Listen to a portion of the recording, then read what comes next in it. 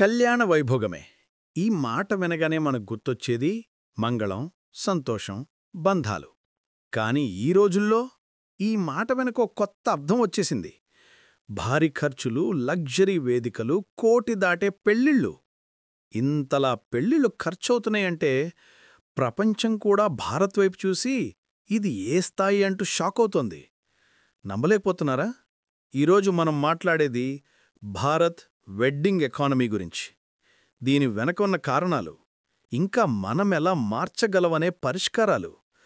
పెళ్ళిళ్ళు ఖర్చులు పీక్కి ఎలా చేరాయి? గతంలో పెళ్ళంటే సింపుల్గా ముహూర్తం, కొన్ని ఆచారాలు, కుటుంబ బంధాలు. ఇప్పుడు నిశ్చితార్థం, మెహిందీ, సంగీత్, హల్దీ, పెళ్ళి, రిసెప్షన్ ఇవన్నీ కాకుండా ప్రీ వెడ్డింగ్ ఫోటోషూట్లు, theme decorations, destination weddings, designer దుస్తులు, 3-4 రోజుల వేడుకలు ఇవన్నీ కలిపితే ఒక పెళ్లి ఈజీక్వల్ టు ఒక చిన్న దేశం బడ్జెట్. భారత్ వెడ్డింగ్ మార్కెట్ ఎందుకు ప్రపంచంలోనే వేగంగా పెరుగుతోంది? సర్వేలు చెబుతున్నాయి. భారత్ వెడ్డింగ్ మార్కెట్ మొత్తం విలువ 5-6 లక్షల కోట్లు, almost equal to GDP of some countries. కారణాలు: జనాభా అధికం, కల్చర్లో పెళ్లికొన ప్రాముఖ్యత, సోషల్ మీడియా ప్రభావం, luxury trend, rich and middle class మధ్య స్టేటస్ వార్. ఈ ట్రెండ్ వల్ల పెద్ద పెద్ద కంపెనీలు కూడా ఇప్పుడు వెడ్డింగ్ ఇండస్ట్రీలోకి దిగుతున్నాయి.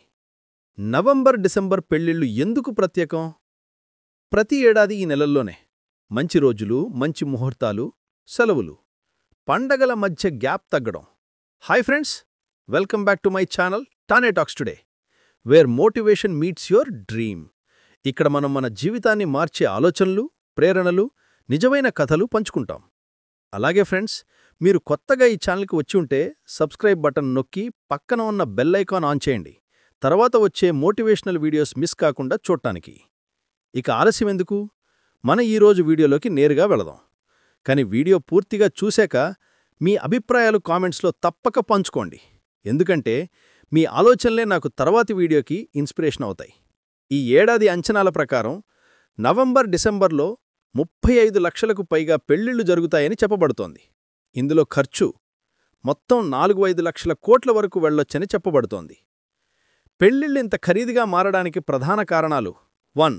Social media pressure. Instagram, YouTube, reels. ప్రతి ఒక్కరూ ఒకరి పెళ్లిని చూసి నాకు అలానే చెయ్యాలనుకుంటున్నారు. 2. Status symbol. మా పెళ్లి కూడా పెద్దగా జరగాలి, బంధువుల ముందు, స్నేహితుల ముందు మన స్టేటస్ కనిపించాలి. ఈ ఆలోచనల వల్ల భారీ ఖర్చులు. 3. Family pressure. వాళ్ల పక్కింట్లో ఇలా చేశారు, మనం చిన్నగా చేస్తే ఏమనుకుంటారు?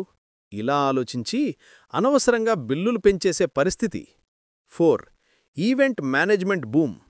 థీమ్ వెడ్డింగ్స్, డెకోర్, లైటింగ్ ఇవన్నీ మార్కెట్లో ప్రైసులు పెంచాయి. 5. Luxury destination trend.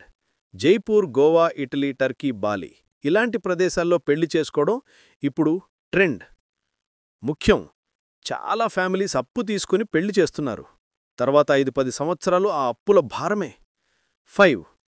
పెళ్లి ఖర్చులు ఎవరికి ఎలా ప్రభావం చూపిస్తున్నాయి? మిడిల్ క్లాస్ ఫ్యామిలీస్ ఎక్కువ ప్రభావం. తక్కువ ఆదాయం ఉన్నవారు అప్పులు, ఫైనాన్షియల్ స్ట్రెస్. జంటలు honeymoon, house EMI, savings all delayed. Family relations unnecessary pressure.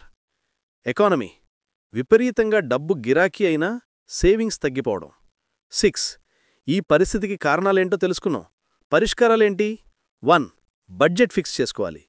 పెళ్లి ప్లానింగ్ మొదలుపెట్టే ముందే ఇంతకంటే ఎక్కువ ఖర్చు చేయమని లైన్ డ్రా చేయాలి. 2. సోషల్ మీడియా పోలికలతో జీవించొద్దు. వాళ్లది మీది. ఫోన్ కోసం పెళ్లి చేయడం కాదు, జీవితానికి పెళ్లి. 3. ఫ్యామిలీతో ఓపెన్ డిస్కషన్. అనవసర ఖర్చులను తగ్గించేందుకు ముందే మాట్లాడితే సమస్య సగం తగ్గుతుంది. 4. పరిమిత అతిథుల జాబితా. ఈ ప్రపంచంలో ప్రతి ఒక్కరి పెళ్లికి అందర్నీ పిలవాల్సిన పనిలేదు. 5. దీర్ఘకాలిక ప్లానింగ్. పెళ్లి ఒకరోజు, కాని జీవితం మొత్తం ముందుంది. సేవింగ్స్, ఫైనాన్షియల్ స్థిరత్వం ముఖ్యం. పెళ్లి అంటే వేడుక, కానీ అది జీవితాన్ని బరువు చేసే ఆర్థిక భారం కాకూడదు. ఇతరుల కోసం, సోషల్ మీడియా కోసం కాదు, మన మనసుకు సరిపోయేలా, మన బడ్జెట్కు తగ్గట్టుగా చేస్తే పెళ్లింకా అందంగా ఉంటుంది. మనసుల్ని కలుపుకోవడమే పెళ్లి, డబ్బు కాదు. ఇదే గుర్తుంచుకోండి. This is Tanya from Tanya Talks Today, where motivation meets dreams. Let's make smart choices, beautiful lives.